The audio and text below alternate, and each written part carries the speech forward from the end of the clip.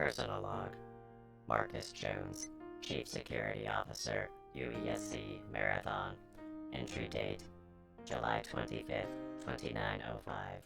Temporary quarters, Kalia.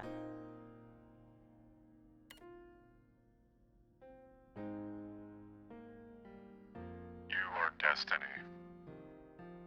I saw these words in a vision, or they were spoken to me in a dream. I've always been a daydreamer, always reflecting on the past, or musing on things that may never be. But lately these visions have been so much more vivid. Old nightmares of doomed worlds, and alien gods and demons, flashing behind my eyes in an instant, like another life I might have lived. And here I am now, daydreaming about dreaming. Meta-dreaming. Even the deja vu is worse than usual as of late. Seems like everything I do, I've already done before, but somehow differently. At least this place is new. Never in 100 years would I expect to find myself on the last world of the now extinct Spit. And least of all in orbit over a ruined and desolate Earth. In 100 years, I've vanished for almost a century, and look what becomes of history. 2905. Damn. 500 years ago seems just like yesterday. The last time I saw the cities of Mars. Last time I'll ever see them again, since by now they're nothing but twisted slag, lying amidst the dusty red sands. They say nobody won the war. The Four Empires shattered, their civilization decimated by the Spit Rebellion. The Spit themselves are also gone, the curb put down to end Sabuth's madness, and the rest of them exterminated by the Four. And here we are now, one ruined world left, and clinging to this unnatural second moon as our only hope for salvation. But neither we nor the Four are gone. They're simply set back. And we even more so. When our kinds once again collide, I doubt that mankind should come out the victor. Apparently enough people share that fear that it was worth spending nearly all of our resources finding some way to make it right. And right here on Kalia, they found the key. The means to our restitution. The greatest technology ever dreamed of. Magic left behind by the Jajaro, which could unravel the very fabric of space and alter the course of history. And to think, if it weren't for the message that I helped send 92 years earlier, all of that effort would have been for naught. Leela. That poor girl deserved better than the fate that befell her. But her last legacy, the message from Marathon, streaking at light speed through the stars, warning of a threat now past, rekindled new hope. For she spoke, also, of 10 Battleroids at Tau Ceti 4, cyborg warriors the likes of which had not been seen since I left Mars. So once again, it is my kind that is called upon in the time of need. Battleroids have been used as a last resort ever since our invention, but this is certainly a novel use. It seems that this cybernetic junction was the pinnacle of Jajaro technology, and one of them lies at the heart of every Mark IV Battleroid ever built.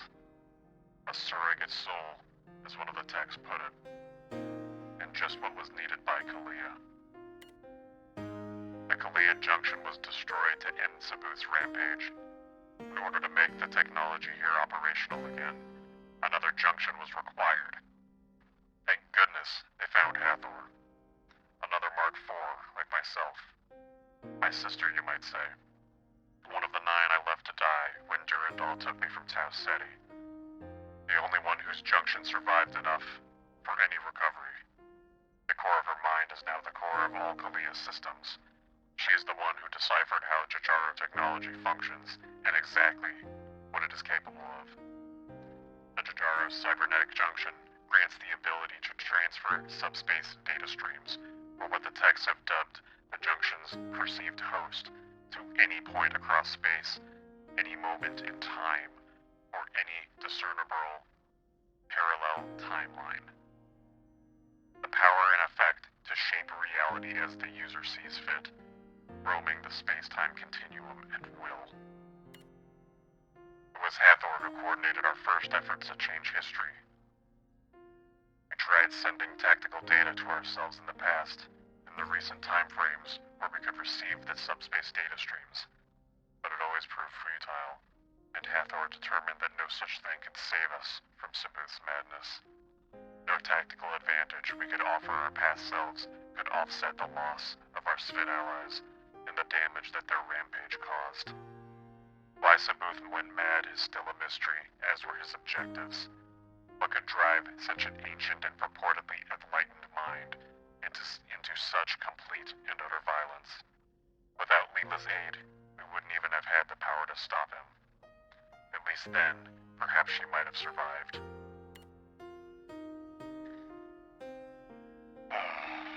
Man's only apparent option was to send Kalia itself across time. But that was considered too great of a risk. While it will allow us to aid our past selves in earlier eras of time, before the invention of subspace transceivers, the chance of losing everything should Kalia be destroyed was considered too great a cost to outweigh even the potential benefits. What man needed was another cybernetic junction. It was then that Hathor remembered me. 1 out of 10 missing from Tau Ceti when the Ford nuked it down to bedrock. She tracked me to Lowen through the accounts of Robert Blake. She scanned Sabuth's old databanks, now adjacent to her mind, and found sensor logs from a Svidker ship at the last Battle of Lowen. She found me there, aboard a Jara space station, reading the last words from Durandal I suspect I'll ever see. Go, he said, and so I went. Picked up by Hathor's answerable call. Dragged through somewhere outside time to this alien moon over a ruined Earth, almost 95 years in the future. If I keep this up, I imagine that I might live to see the end of time.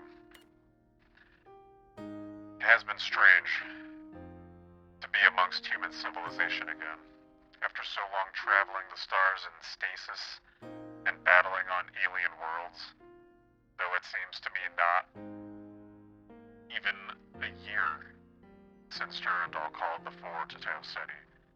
To the rest of the galaxy, well over a century has passed. Not to mention the 300 years since Marathon departed Mars.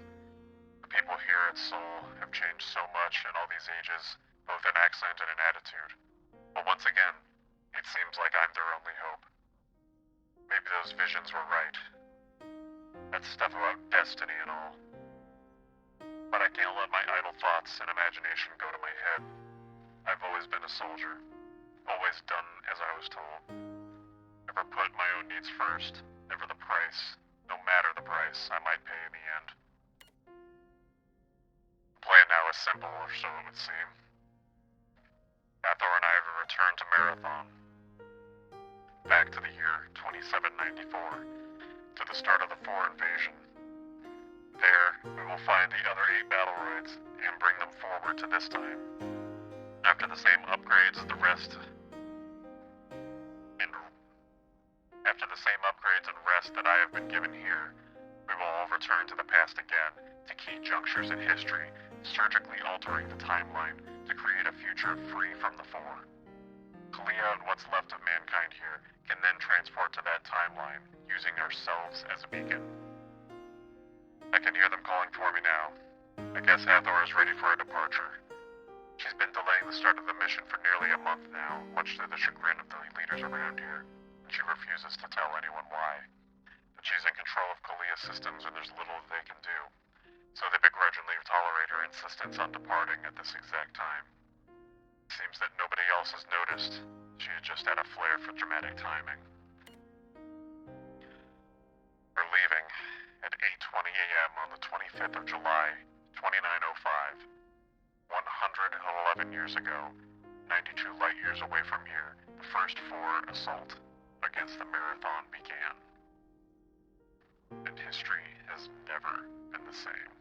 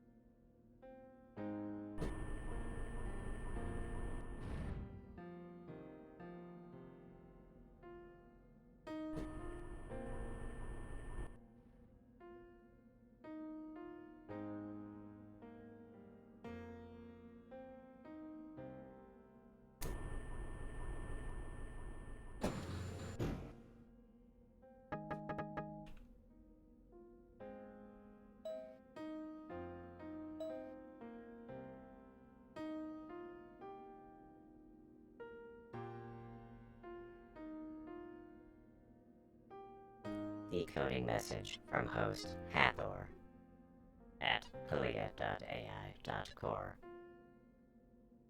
Hello, Marcus. I see that you're all ready to leave. You shouldn't need more than your standard sidearm and a few extra batteries. We won't be gone long on this first trip.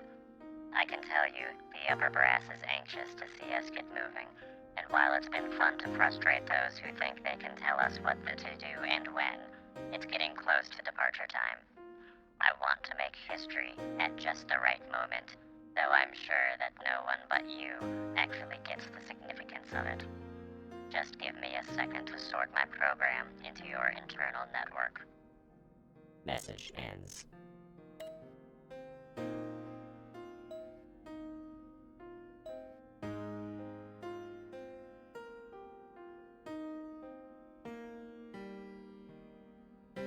Decoding message from host Hathor. Internal process. There we are. All transferred and ready to go. I don't have accurate enough data to attempt a precise transport into the marathon. We'd be fortunate not to end up halfway embedded in a wall. Therefore, we will transport first into the empty space outside the marathon, and from there, make a scan and retransport inside. 7 seconds until 8:20. Time is up. Message ends.